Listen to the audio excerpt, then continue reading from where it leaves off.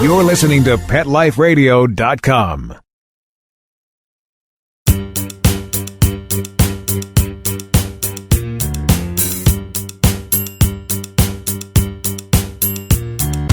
Welcome, everybody. Welcome to the first recording of Pets Mean Business. Our episodes are designed to support those of you who are already in the pet industry and for those of you who would like to find a place for yourself in the pet industry. There's a lot of amazing folks doing amazing things out there, and we have designed this show to help bring those folks to you to share their stories and share their visions and share their hopes and fears and dreams. Speak really honestly and get some really good insights from what it takes to be successful in the pet industry and the chances that people take and all of the things that make great people great in working with animals. Because as we know, working with animals isn't just about the animal, it's about the people that those animals are attached to, and it's about the people within the business that works with those that work with those animals. So, my perspective has always been as an entrepreneur for all these years working with pets and working with people is that for me, and this is a controversial statement, I think, but for me, the animals come second and the people come first. Without supporting people and without being a great leader for people and without being sensitive and kind and empathetic towards people, then the animals actually are the ones to suffer. And it's my goal and my hope that throughout our episodes and throughout this show that I can help to bring forth that thought and to bring forth that perspective.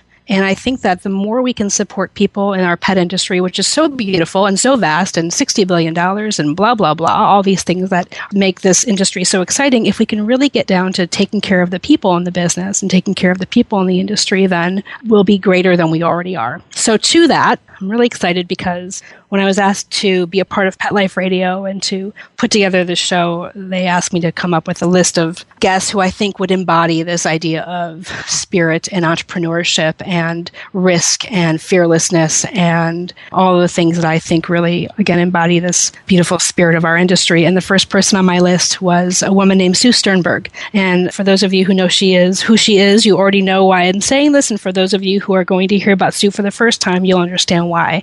I met Sue at an APDT conference in 2000. She doesn't remember meeting me because I was a peon, but I remember meeting her, and she was doing some agility work. It was in New York in the Catskills, and she was doing this really cool stuff, and I was completely mesmerized. And from there, I read everything she wrote and followed her teachings and her trials and tribulations. I was fortunate enough as well to visit her shelter in upstate New York during that same trip. I saw her at many APDT conferences and other activities and things around the country for the last 10 to 15 years. Oh my God, that sounds like a long time. And just recently, I was really lucky last year, maybe it was a year and a half ago, I had dinner with Sue, a personal dinner, which was a big deal for me to sit down with Sue and some other friends and colleagues and just talk about dogs in a very real, very non-public way. And as I always expected and always knew, I felt and feel a very strong kinship with Sue. And so I'm, again, grateful and proud to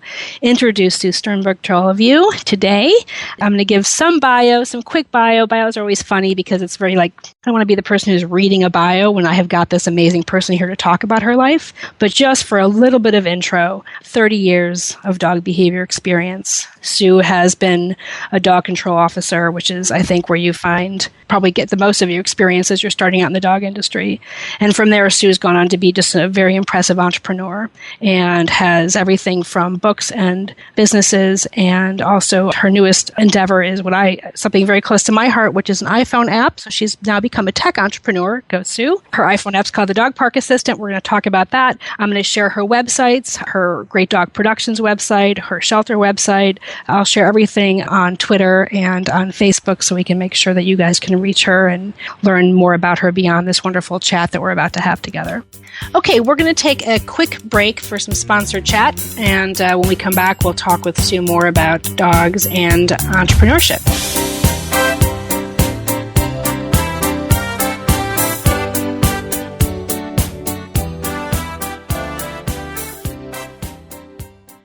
Tired of wasting money on giant boxes of litter that don't work and don't last? Switch to World's Best Cat Litter, the only litter with concentrated power. So even a small bag lasts one cat 30 days.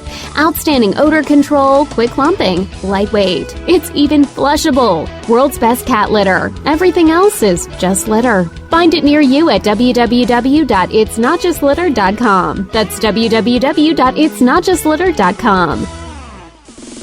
Hi, I'm Dana Humphrey, also known as the Pet Lady. I travel from coast to coast to pet trade shows and consumer events to scout out what the hottest, hippest, and most unique pet products are on the planet, bringing you tips and tricks from top veterinarians, groomers, trainers on how to safely travel and live happily with your pets.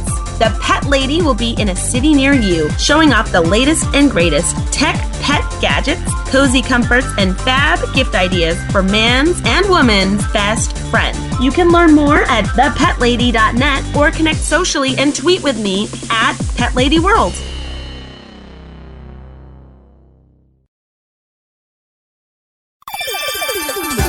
Let's Talk Pets on PetLifeRadio.com.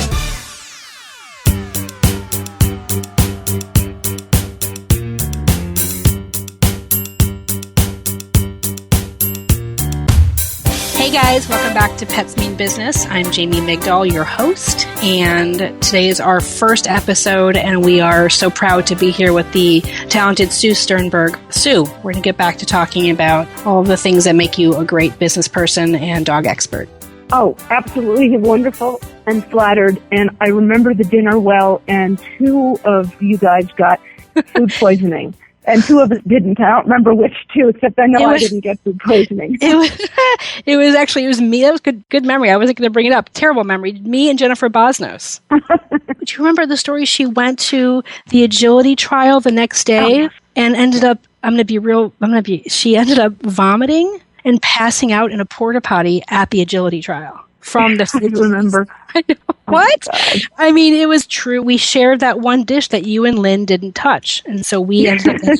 And hey, the restaurant got closed down, by the way. Oh, interesting. Yeah, the restaurant was closed down for other health violations. So there you go. Oh, my God. I know. Can you believe it? All right. So we're going to talk today. We're going to talk about who you are and what you're doing and what you want to share. And, my goal for us is to just pick your brain and find out from you where you think things are going, where you've been, and how you think people can help you. I think that's something that isn't talked about a lot is, here you are, you're a mover and a shaker, and you're innovating all the time. And do you ask people for help? Like, ask them for help in spreading my message or something more specific? Both, anything. How do you ask people for help? How do you get in front of people and ask them for help? Is that something that you have an easy time with, or is that something that you struggle with? Well, I think I don't ask for direct help. Like last year or maybe the year before, I don't remember, I wanted to try to get like a national network of trainers to go out on this particular weekend into a dog park and catch a human doing something great at the dog park to try and use positive reinforcement to help the dogs that go to dog parks so that humans are more attentive. And so that was kind of asking for help. But I think that kind of thing I think is easy because there's so many, I think we all want to make things better. Yeah, I think that's right. And so are you getting, when you ask people for that kind of help, what kind of response are you getting? Well, I think very positive. I would love to, I'd love to have a bigger audience, reach more people sometimes. I think that the reason I'm asking is because I'm looking at your Twitter page. I looked at your Twitter page earlier, and I think you have, I don't know how many followers you have. I think you have, somewhere around 100, maybe 200 followers. And, the stuff that you talk about that we'll get into, the stuff that you talk about and who you are and how you put yourself out there is so relevant, especially today, given all of the things that are happening with dogs and people. And I just wonder how you have 79 followers. Sue, come on. We've got to get that up there. How do you, come on, we got to get more. How do you get the word out there how do you get the word out to the people who are so willing to help you get your word out there? How do you do that? Well, social media is great, I think, and I certainly do workshops. So I talk to people at workshops, and I have DVDs, and I try to get the message out there that way. I would love to have, and there's somebody that I know that is a great sort of marketing PR support person, and I think I need that because I want to be able to do more, but, I don't know how to do Twitter, and if I could just have somebody, show me these things. So, I don't know. I think I could use help. And that's the thing, as an entrepreneur, because I am, as an entrepreneur, because do you consider yourself an entrepreneur? No, I saw that. That was a question. It was in the email, and I was like, oh, that's so interesting. I sort of looked it up in the dictionary because I'm like, well, I don't think I'm an entrepreneur. And then I was like, oh, that's what it means. So I hadn't really considered myself an entrepreneur. So when people ask you, when you are at a cocktail party or at an event where you're kind of more, where you have some anonymity, when people say, so, what do you do for a living? How do you define yourself? I always have a little bit of a hard time, and I end up saying that I am a shelter dog expert and that I travel around the country trying to educate shelter people in every way I can that will make the industry better and make things better for the community, the people in the community, and the dogs. So I sort of consider myself a shelter dog messenger, I guess. An advocate? Advocate. And that's where my expertise lies. I mean, I'm a dog trainer, but I don't do a lot of private consultations anymore. I love training my own dogs, of course, in all the sports. I love that. But I don't teach group classes. I teach a bunch of internships, and I teach at some dog camps, so I instruct at those places. But I don't have my own business, really, dog training anymore. Personally. So do you look at all of the entities and I want to talk about all of the different entities that you are, do you consider yourself the CEO of those entities or the manager or the owner? How do you define it for yourself? I say I'm the founder of my shelter and its national programs. And then I'm the director of two of the programs, and then Jane Kopelman is the director of the Training Wheels program. But I just sort of say I'm a founder. And so when you're in that same kind of cocktail party environment, would you ever use the word founder? Or do you just talk more about the profession, the kind of the what it is, which is the shelter dog advocate, shelter dog expert? Or would you ever call yourself a founder of those businesses that you run? I think I put out there first the fact that I, deal with shelter dogs. And if somebody is interested in that, then that would be the next thing I start talking about. I started my own shelter in 1993, blah, blah, blah. And I would go into that, and I would then talk about my national program. It's funny, Sue, because when I talk to people about you, and your name comes up, obviously, we run a school here in Chicago called Canine Link, the one that Lynn Brzezina and I teach together. And when we talk about you and we use your materials to study behavior, people consider you, and I don't know if you know this, and this is, I guess I should have started here when we first started talking, but people consider you much beyond a dog behavior expert. People do consider you to be an entrepreneur. When we talk about businesses, and I talk to other people who are looking to change careers and become a dog professional, so to speak, and perhaps start their own company, and we talk about entrepreneurs in the pet industry that they admire, your name comes up 9 times out of 10. Does that surprise you? Yeah, I didn't. It shocks me. Does it? It does, because I'll tell you, I think of you as an entrepreneur. 100%, 20 million times think of you as an entrepreneur. Yeah, like when you hear the word entrepreneur, what do you think of? What comes up in your head, and why? What images come up for you? I know you looked it up, you Googled it, which is awesome. But if you hadn't Googled it, what were you thinking before you Googled it?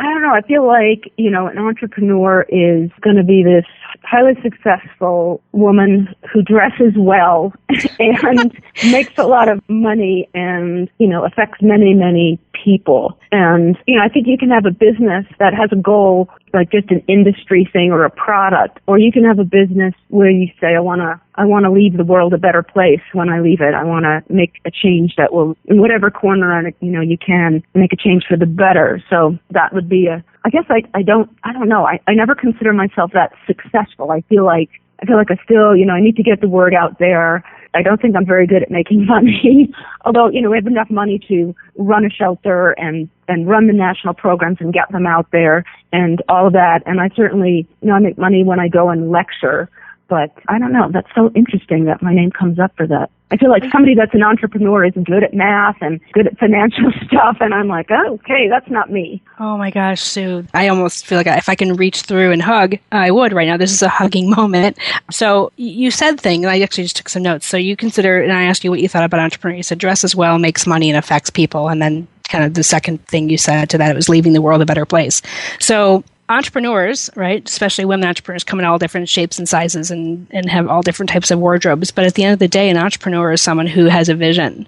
For me, this is how I think of an entrepreneur, someone who is impacting the world with a vision and is true to that vision and is doing nothing to stop, nothing will get in the way of that vision.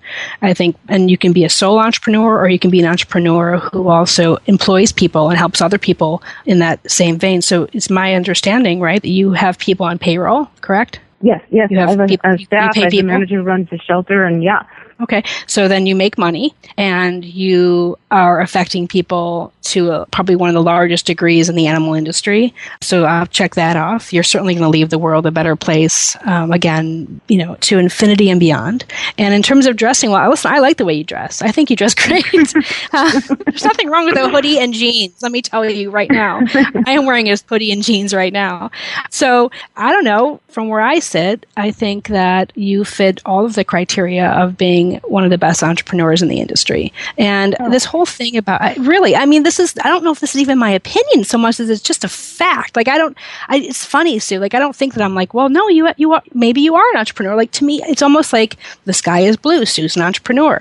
We get into this whole thing, I think as women especially, this happens because I know I struggle with this a lot. I've started 4 companies and I'm in my 4th company with Fetch Find right now, which is this digital business. But I came from this place of just like training dogs and walking dogs and teaching people how to be dog trainers and doing all these things that required me to be in jeans and a hoodie and a baseball cap and hands full of treats and pockets full of poop bags. And so, God, that's definitely not what an entrepreneur does. I hate numbers. I thought I hated numbers. I thought I hated math. I thought I hated all of those kind of structural things that I think are required in order to be, uber successful. And I never considered myself an entrepreneur. I was always a business owner, and a dog trainer as a CPDT and a business owner. Like, that's what I did. And then when I started Fetch Find, and which is a digital company, it's a digital company. It's low touch and it's technology and it's fundraising and it's all of these things that I never had experience in before. And I've had this word entrepreneur shoved in my face because it's this world that I've been living in over the last 18 months.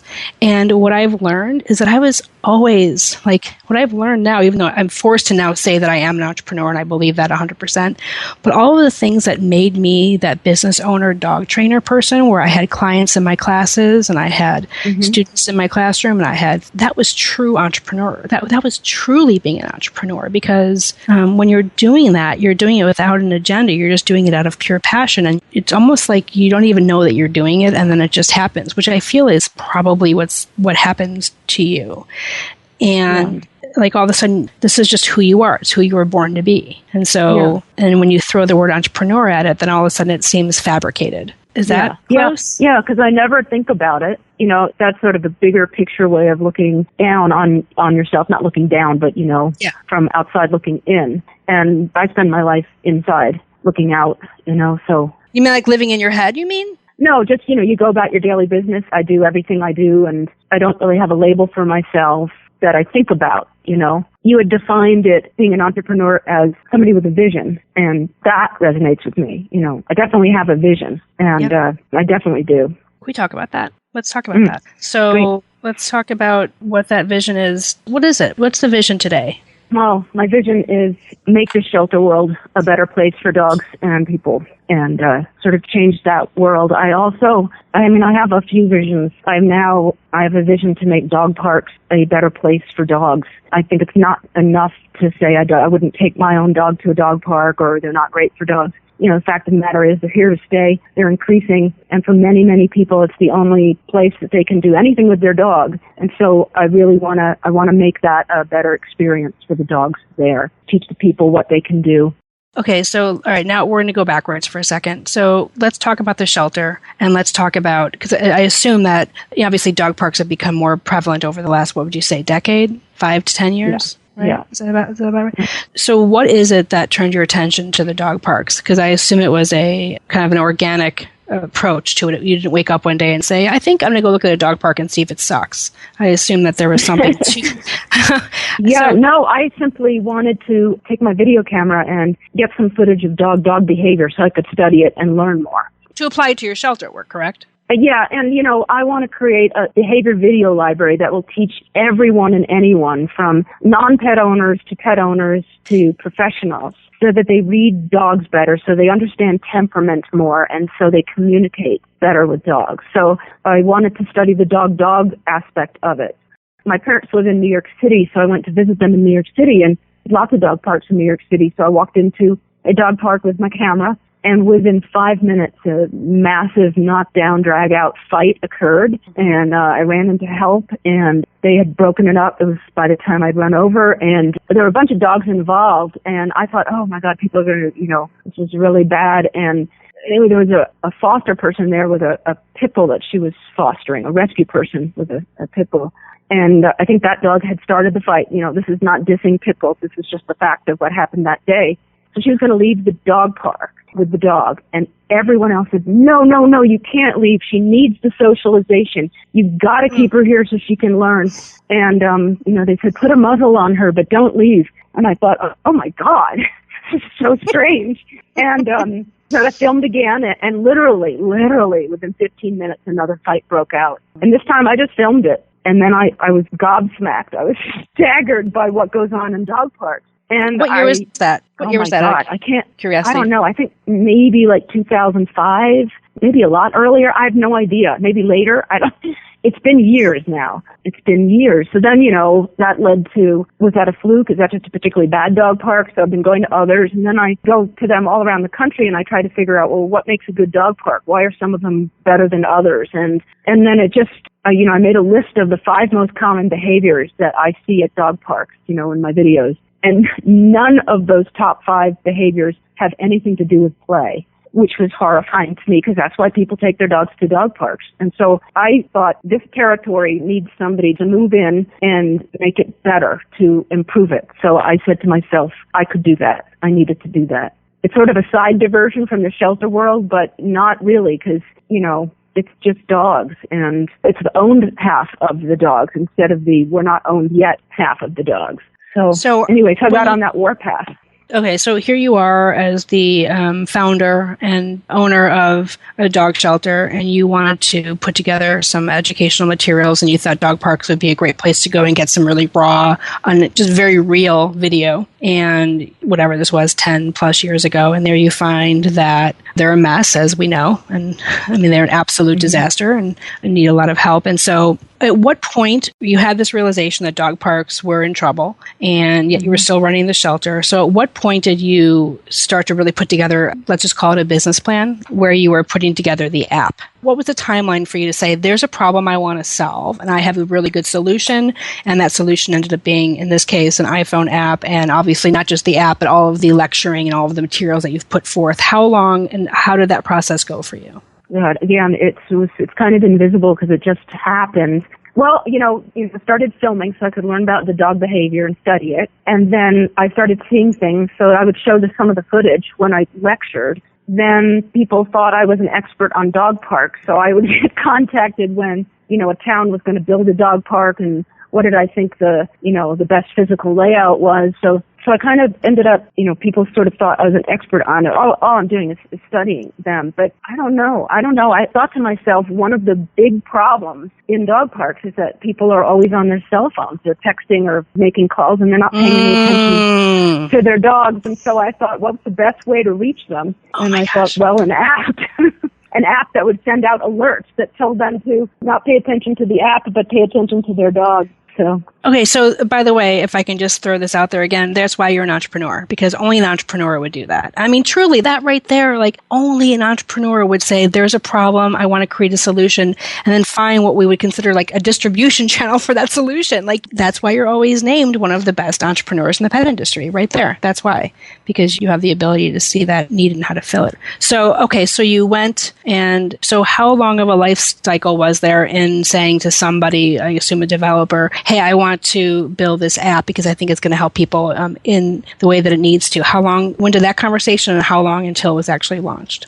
Oh, it probably took a couple of years of because I didn't think I bought any apps or had any apps at that point. I had an iPhone, but I didn't really know what an app was technically. And then I talked to a couple people in the tech world, and they're like, oh, you know, that would make a great app. And then I had the idea, I really wanted video footage. You know, photographs are great, the video is better. And Right. so I finally contacted a company in upstate New York, and I talked to the owner of that company, and he really, I thought, understood what I wanted to convey. But at that time, there really wasn't a template, I guess, that they could use to put all that video in there. So it took a bit of time for them to get back to me and say, yes, we can do it, and here's the technology and whatever. So it all took years. Yeah. How much were you a part of those discussions? Obviously you were a part of the discussions in terms of content, but how much were you a part of that discussion in terms of kind of what the user would experience and that sort of thing? Did you partake in that? Yeah. Or did you? Yeah, no, a lot.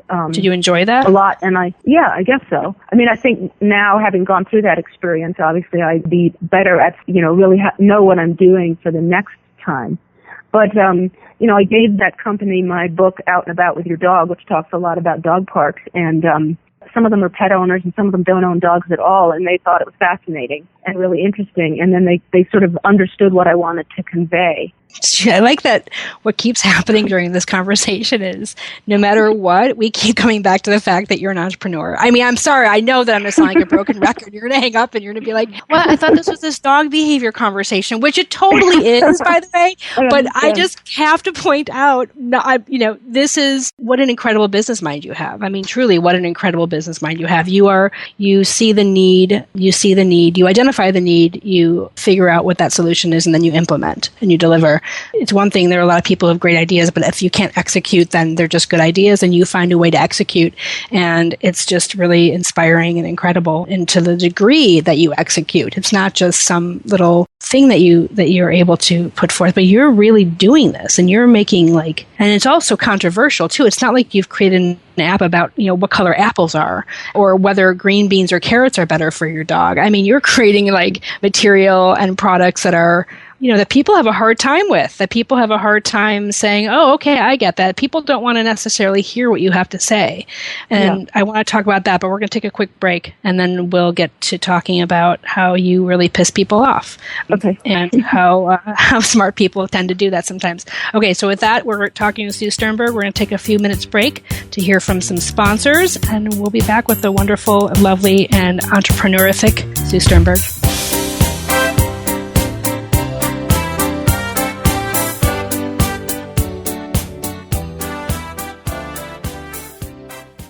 Hi, Jill. I see you and Bella are enjoying this lovely day as well. It's a perfect day for a walk. Isn't that right, Bella? And what a colorful ID tag you have, Bella. It certainly puts my Rusty's boring engraved tag to shame. Isn't it great? It's a dog tag art tag. Dog tag art? Yeah, dog tag art makes the world's coolest pet ID tags. Pick from hundreds of cute designs or upload your photos or artwork to create a unique tag of your own. They even give you 4 lines of text on the back of the tag for important contact information. I love it! But do they hold up? We have to replace Rusty's metal tags so often because the information wears away. Dog tag art tags are some of the highest quality pet tags out there. They're made with super durable stainless steel. Your information is always legible, and the tags are guaranteed for life. Well, I'm sold. Where can I get my dog tag art tag for Rusty? DogTagArt.com. Shopping there is so easy and fun. You're sure to find one that matches Rusty's personality perfectly. Sounds great! We can't wait to get online and get a tag of our own. DogTagArt.com. We keep best friends together. Use the coupon code RADIO for a 25% discount off any tag. Active for Pets is a new wellness platform and app that helps pet parents save time and money on their vet bills. Stop paying for unnecessary vet treatments. Consult with the vet online. Get unlimited access to your pet's entire health history from any computer or smartphone with the Active for Pets app. Vaccinations, medications, test results, and more. Active for Pets gives you access to a team of expert vets for non-emergency care. Make an appointment before, during, or after office hours. Skip the waiting room and get a secure online vet consult on your schedule. Taking care of your pets is as easy as it gets with Active for Pets. Ready to try Active 4 Pets? Listeners get 40% off a 1-year membership. To get this great offer, use promo code PETLIFE on the sign-up page of active4pets.com. That's ACTIV, the number 4, PETS.com. Or call 888-512-2848. Let's talk pets Let's talk pets on Pet Life Radio. Pet Life Radio. PetLifeRadio.com.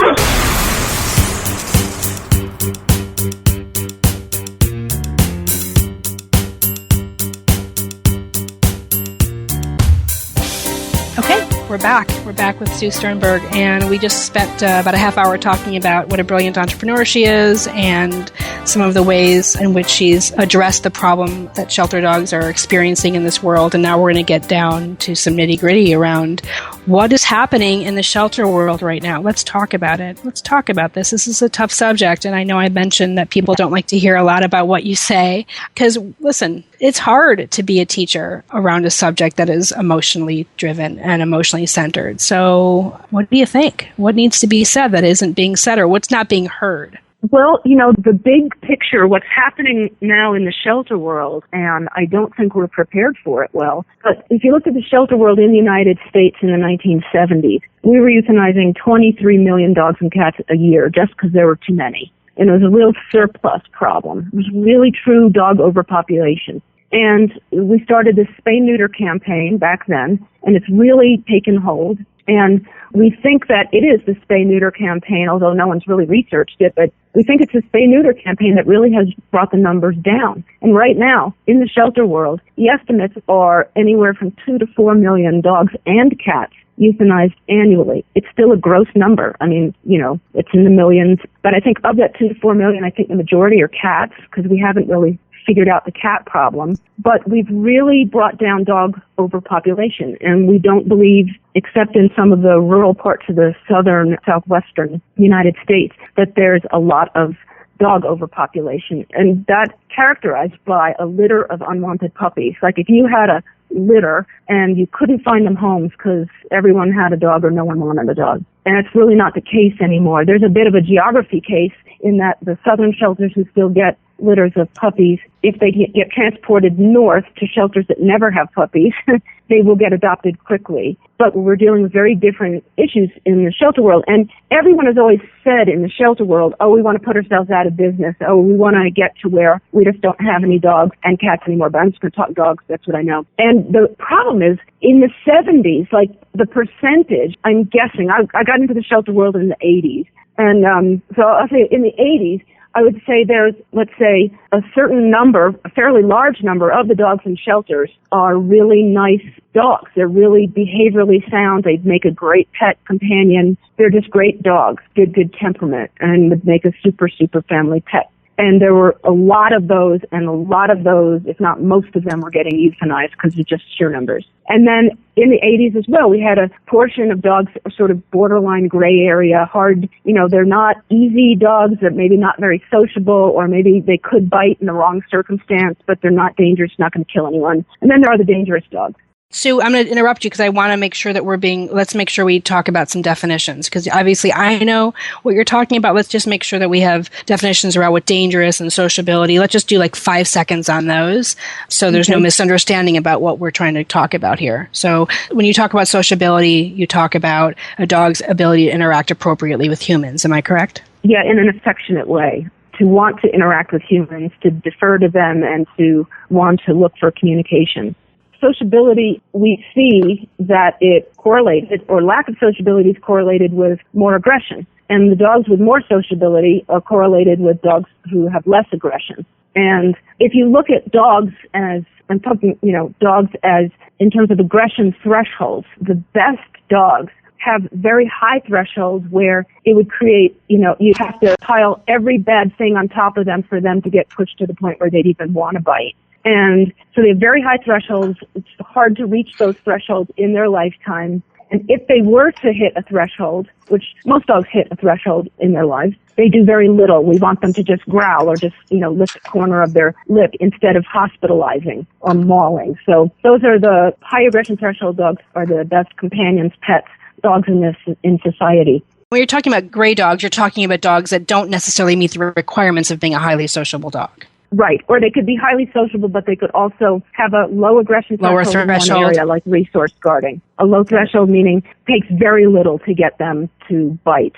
Or they're very, very dog aggressive, like they would kill another dog, but they're great with people. So along that, so there's a number of different, so we're talking about just threshold for aggression in general, not necessarily. Yeah. All right, just want to make sure that we're making sure we're clear with people about these definitions. Yeah. So, okay, so sociability, threshold for aggression, whether a dog, does a growl or maybe a whale eye, a big round eye, maybe a lip lift versus a puncture, multiple punctures, etc. Right, and a whale eye I don't consider on the aggression threshold. Right. It's okay.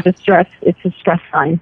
Okay, great. Freeze. Okay. That freeze is that first one on the aggression threshold, I think. Okay, great. Okay, so now that we have talked, so the proportion of those three categories, the dog's very unaggressive, potentially aggressive, and very aggressive, or however you want to put through three categories. What's happened is that as the shelter, because in the shelter world, we see the unwanted portion of the dogs, ones that people don't want. And so when you decrease the numbers of dogs, the first population the shelters stop seeing are the behaviorally easy and highly adoptable ones. So we still have them. There's still many around, but they're less and less. And they're less and less every year. And what we have now is more, or maybe it just feels like more because there are less really easy dogs. We have more gray area dogs, and we certainly have more dangerous dogs. Our spay-neuter message has reached a lot of pet people, and it doesn't tend to reach people who have working or sporting dogs. So, in the rural areas, you've got ranchers with collie mixes and sheepdog-type dogs intact because that's the belief, or maybe it's true, they work better. And in the urban areas or in higher crime areas, you get the work is guarding and the sport is fighting. We're getting a lot of fighting and guarding type dogs and mixes thereof in the shelters, and a lot of them. And so at the same time that the numbers of really easy dogs is disappearing, it's still there, it's not gone, and the dogs are more difficult, and many of them are more dangerous. At the same time, the nation is trying to go no-kill, and we've never really defined what does no-kill mean. But what every shelter that I have visited is trying to do, and it's a good thought, is to raise their adoption rates or their live release rate, which means the dog makes it out alive, whether it goes to a rescue group or back to its owner or into another shelter or gets adopted.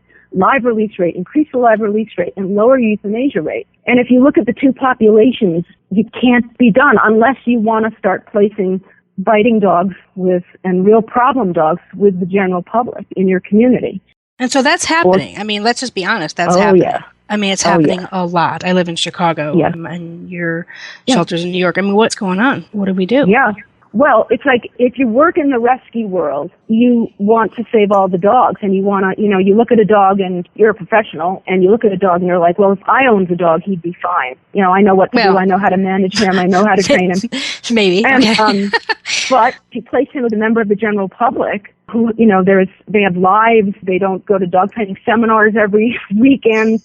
What? And you put the same dog in the home with the average person, and that dog's going to bite or create huge problems, in the very least. And the irony, or the paradox, it's a paradox, is I don't think anyone understands what it is to adopt a problem dog, depending on what the problems are, unless they have lived with those behavior problems before. And the person who has lived with a dog-aggressive dog, or a resource guarding dog, or a dog that bites strangers, or whatever the problem is, a person who has had that dog, you love that dog, you have loved that dog, and you understand, and maybe you made it through successfully with that dog. But in your next dog, do you want to do it again? And most of those people will say, no, I don't want to have to. It was very stressful living that way. I loved that dog. I would never want to have not had that dog. But if I have to adopt another dog, I would rather start with a dog that doesn't have those issues. The paradox is, if you can handle and you know how to handle, you really don't want that type of dog. And if you don't, and you have not handled it, and somebody's trying to tell you, well, he's, dog aggressive, and, you're going to have to work on that, and people don't really know what it means to live with that, they'll say, okay. Or maybe you don't tell them anything about the dog because you're not looking at temperament, or you don't care. And people take these dogs home. I think it's duping them. I think we dupe a lot of innocent families and people that come to our shelters. They're looking for a companion. They're looking for a dog that can be successful in society. They are willing to train. People today, it's all about dogs. People today put a lot of effort into their dogs, and they don't need a perfect dog, but they want one that will be successful. And in many cases now, whether you adopt from a rescue or a shelter, people are being given huge project problem dogs in the name of we don't want to euthanize as much. And so, I understand both sides of that. So this is interesting. So two things that pop up to me here, and two things that seem clear to me. I always say this, and I think this is exactly what you're saying, and I think it's a hard thing to say, but people deserve really good dogs. People deserve to have a good dog because everyone is busy. We've got careers and kids, and we read books, and we go to movies, and we have dinners, and we have hobbies, and we have relatives, and we have things, and we have sleep, and we have things that we have to do, and problem dogs become another thing to do. And that's the reality of life. And that's what's happening. And people do deserve good dogs. And I do think that I've seen over the last 15 to 20 years a real decrease in that. Do you think, I just thought of this just now, Sue. Tell me what you think about this. Oh, wow, this is kind of crazy. So as you know very well, and certainly as I know, there's a huge, in the marketplace now, there are a lot of, be a dog trainer today type of things, right? There's lots of resources, whether they're a digital online resource or they're in-person class. There's, lots of things that people want to become dog trainer. APDT is the Association of Pet Dog Trainers membership has gone up. There's new organizations popping up for dog trainers all the time. Holy cow. So what I think is happening is that we're seeing a huge increase in the profession. We're seeing a big, what's that word when something becomes, what's that word? There's a big a climb of dog. There's a lot. Yeah, there are all these new dog trainers because the demand is so high.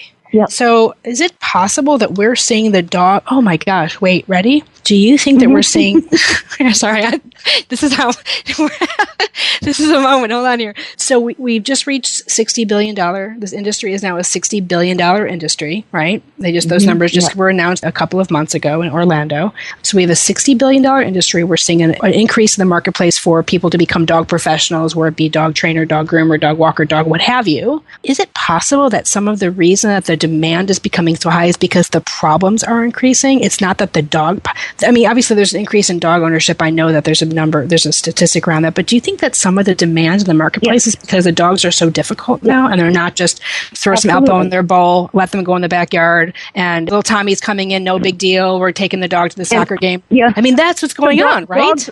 Dogs are more difficult, more problematic in general. And also, it's harder to be a dog today. People are more intrusive. There's more people. There's less space to move around. There's less nature that you can go into with the dog, less places you could take a dog off leash. People are owning more than one dog, and that's an exponential amount of work, having two instead of one. And so it's just harder to be a dog. And meanwhile, dogs are getting more, there's a population of dogs that are more problematic. We're seeing less and less of the easy dog. There are parts of the country in shelters where they have not seen a sociable, sweet, easy, behaviorally adoptable dog in so long they no longer believe it exists. You're kidding me. I am not kidding you. You are telling me that. Wait, are you kidding me? I'm not kidding you. No, not at all. Wait, I'm sorry. I want to make sure. Wait a minute. Did you just say that there are shelters right now in this country who don't believe that there are any more sociable, appropriate, low-risk dogs? No, they believe that there are appropriate dogs and sociable dogs, and they're saying that those are the ones that are the best in their population. They are not seeing the best dogs. They're seeing only gray area and in their shelters. Yes, so they don't know that this other entity, this very sweet, affectionate, behaviorally appropriate, very adoptable dog, they don't know that entity exists. So where are those dogs coming from? Where are those great dogs coming from? Mostly southern rural areas. Rural areas. Yes. But it's so interesting because the line across the country, like on the east, when I first started my shelter, I would visit shelters everywhere else, and then I would see these really great dogs, and some of them were getting euthanized not because the shelter was bad, because they didn't know good dogs from bad dogs, or they didn't have enough adopters. So very early on, we started transporting adoptable dogs, and the line on the East Coast was Virginia, Northern Virginia. If you sort of in there were started to be lots of those great southern sweet dogs, and the line has dropped. It's dropping and dropping as the world changes. It's interesting. There's a whatever. There's a geographic shift because of all those other variables that you spoke to. So what would happen if you were tomorrow appointed dog shelter czar and you got to say, this is what the new law of the land is. This is how we're going to approach the 2.4 animals. Let's just call them 2 million dogs in shelters nationally right now. This is what we're going to do. And let's just play with some statistics. Let's say that 70% of those dogs are gray area to tough pet dogs. Let's just call it that. What would your decision be? What would be the solution? Oh, well, it's a really hard thing. So on the one hand, you're like, well, what do you do with them all? What do you do with all your biting dogs in the shelter? Do you just kill them all? You can't just kill them all. And the reason why that question is so hard to answer is because the whole concept of a shelter is flawed. It's flawed. It's deeply intervening in the timeline of a dog way too late. We are waiting till they're born and raised wrong and bred from the wrong dogs and given to people who don't have good advice and discarded and unwanted. And then we take them in. And then we say, oh, well, we're going to make these dogs into pets and whatever. We need to be intervening much earlier in the timeline. We need to be, as a nation or as a world, if we're going to breed dogs as companions and as pets and as working dogs, we should be breeding the best dogs. And nobody really is breeding for a great, successful pet dog. So we're spaying and neutering the wrong dogs. I believe we are, which is not to say that we should stop spaying and neutering. You don't need to be, I understood. Listen, I know what you're doing right now, and I get why you're making that statement. You've done, and I know that you're probably conditioned to do so, right? To make a statement that is controversial, and then say, I don't mean that. It's like you said earlier, I actually wrote down, I'm not dissing pit bulls when you talked about that fight at the dog park earlier in New York.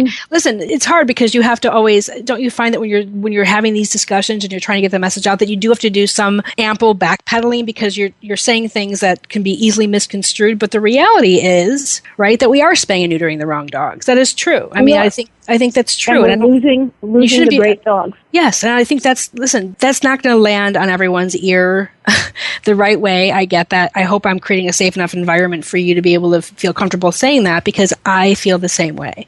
And there are a lot of us who do, and I know that you know that more than anybody, that we are spaying and neutering the wrong dogs. I have 2 collies. I have a rough coat and a smooth coat. Both came from breeders as rescues, one at 8 years old, one at 4 years old. 2 girls, they came to me. One came intact, one was not. Or one was spayed, one wasn't. And long story short, they're phenomenal dogs. I mean, they're just like, honestly, they're the greatest dogs. They're collies, right? So there you go right there. But they're these great dogs. And if I had my druthers and if I felt like it wouldn't completely ruin my life and my career and my reputation and my household and my finances and my everything else, and if it were medically possible, I would re-implant uterusi and the reproductive organs, and I would breed them tomorrow, and I would give them to people who have had hard dogs, those puppies, and I would let them have the experience of, this is what a pet dog should feel like. And so, I look at my dogs and I think, well, this is not possible for them anymore for reasons tenfold. But I think of all of the dogs that I know that are like my collies, meaning sociable and appropriate and great bite inhibition and all of the things that make them amazing. And I want everyone to have my dog. I want everyone to have the experience of Whisper and Mimsy, because life is really easy with an easy dog. Life is awesome. Your dog world, I still feed them great food and we take classes and we do things and we're still active, but it's because it's pleasant, not because I have to. But I don't know how to communicate that. Do you know how to communicate that? Like, I don't know how to say to someone, listen, when they say, Jamie, should I get this dog? I look at him, I take one look at him, and I think, of course, you shouldn't get that dog. That's a terrible pet. Why in the world would you adopt that dog? Why don't you get a collie like Mimsy? But, like, how do you message that? Like, have you found a formula or a conversation or a statement that works to say to someone, why do you want to have a hard life with your dog? Well, I mean, the thing is, like, people really it's very chic right now to adopt or rescue. The thing is, you can get a good dog from a shelter or a rescue. You just have to look hard. And it may not be quick, just the way, like, if you want a good dog from a breeder, it's often not quick either. You can go to a pet shop, which you don't want to support, and get a quick fix and get a dog right away, but the process right now of getting a good dog or puppy, whether it's from a shelter, rescue, or a reputable breeder, it's going to take time to find the right dog, the right match for what people want. And they're out there on both sides. I think we need to have a sort of a nationwide powwow or start a committee or a group of people to talk about the future of the pet dog. I've said this for a long time. Tried to get a grant to pay to get a bunch of the big thinkers in the world together, because we need to start breeding dogs as for pets. That's their work. That's their sport, is pets. And they're not necessarily purebreds. I think this whole idea that only purebreds are worthwhile breeding and mixed breeds are worthless, it reeks of racism. It's wrong. Dogs are dogs, and we should be breeding the best female dog to the best male dog, the most successful pet female to the most successful pet male. And that's how you breed and get a good one. That's how a good rancher gets good stock dogs. He breeds his best working female to his or somebody else's best working male dog to get puppies that can do the job that he wants them to do. And we need dogs and breeders who are breeding healthy and behaviorally healthy dogs that would make good pets, and that come in a variety of shapes and sizes and coats and whatever. And you need to get the shelter people behind that. Yeah, everyone needs to get behind it. In 10 years, ask yourself, where are you going to get your next dog from? And if you work in the shelter world and you think, I would only adopt, well, what are you going to do in 10 years? And what are we all going to do in 10 years? We have to start addressing it. Am I hearing you say something that the shelter, can I kind of a conclusive statement? I feel like what I'm hearing you say, and by the way, I don't disagree with you, is that the shelter world is bringing the pet dog world to its knees. Oh, God, I'm sorry. I know that's a big one. The dog world. No, I'm not sure. Okay, and that's a dramatic statement. I tend to the dramatic sometimes, and that is a dramatic statement. But is it that, so what is it? So that statement, let's let that statement hang there for a second. How would you adjust that statement? Oh, I think that everyone is kind of responsible for what's going on right now. We don't have enough reputable breeders because by being reputable, they're not producing enough. They're being too reputable. Right. And they can't, they're not really affecting the future of their particular breed. And a lot of breeds are having huge health problems because it's a closed gene pool. Right. Which is an inherent, cannibalistic problem with the purebred, closed gene pool. Right. And shelters and rescues, we are putting out more dangerous dogs and much more problematic dogs. I can only speak anecdotally, but I believe we're seeing way more dogs being attacked by other dogs on the street, coming out of nowhere. People with especially smaller dogs who get killed really quickly. At least the ones reporting to me that I'm hearing about, I think there's an increase in dog-to-dog aggression out there that we're placing. Yep. Yeah, the shelter world and the rescue world, we are responsible for that. But at the same time, the AKC has let in all they're now registering all these guarding breeds from other countries. Well, what the hell? We don't need guard dogs. And you can't say, it's a XYZ guarding breed from Spain, and if you socialize them right and train and, provide make yourself a big leader, it'll all turn out okay. Look, it might turn out okay, but the majority of these dogs are guard dogs. And, maybe 200 years ago in Spain, the communities needed guard dogs, but we don't need guard dogs in this country.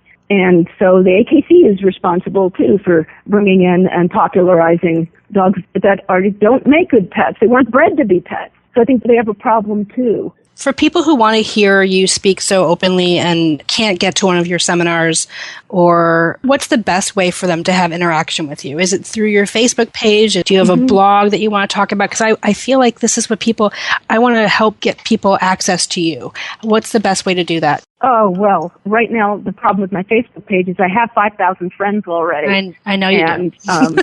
and I want more friends because I want to reach more people. So I don't know. I think I'll have to start a page, I guess. Yep. Which seems just so narcissistic, but I think I do have to start a page. But you can contact me, through Facebook, through Facebook Messenger, through my Train to Adopt website, through Great Dog Productions website. People can email me. I have some of my seminars have been recorded and are being sold through Tauser Dog Videos, and I have books and DVDs that do talk about some of these issues. Okay. And I need to start a blog. I definitely need to start a blog. Well, only because you have so much to say and people want to hear you, and you are so impactful and so bright and so innovative that these things, the reason I had you as my first guest wasn't simply for those reasons, that your message every time is so impactful and so profound. And I know that people want more of you, and they want as much Sue as they can get. So right now, I will make sure that there's connections to greatdogproductions.com, traintoadopt.com, animalsforadoption.org, and of course, your Facebook page to come. That's going to be your public page, so you can get lots and lots of people to hear your message and hear your voice. And then I'll start pushing people to your Twitter. We'll get you up and running on your Twitter. Okay. Because that's, you're going to see a couple of things come from us on your Twitter, so you'll have no choice but to go and see what we're having to say. All right. This has been a long, wonderful episode. I think we've been on this interview for well over an hour, and it's been one of the best hours of my career, truly. I'm honored and I'm touched by you giving me all this time. I think that when people listen, I hope that we've given people something to think about, and even if those thoughts creates a little bit of discomfort or a little bit of anger or resentment, that hopefully the message that is meant to inspire and meant to impact dogs and people for good is something that people can access. Sue, you are lovely and inspiring and amazing, and I'm so happy to have this time with you. Look for all of this stuff to come out via social media, and we'll get some good traction around people hearing your thoughts and your message. Is there anything else that you want to say before we end today? No, just that I hope that some of these ideas, these issues, these opinions, these observations cause people to want to have conversations and questions instead of threats. Death threats. I love it. Thank you. I agree with that 100%. Thank you so much, my guest, Sue Sternberg, the glorious Sue Sternberg, who probably turning red right now with all of my compliments, so I'll stop. But I do really appreciate this time from you, Sue. This is Jamie Migdal. You just listened to episode 1 of Pets Mean Business with the dog behavior shelter dog expert and entrepreneur, Sue Sternberg. We'll see you next time. Let's Talk Pets, every week on demand. Only on PetLifeRadio.com.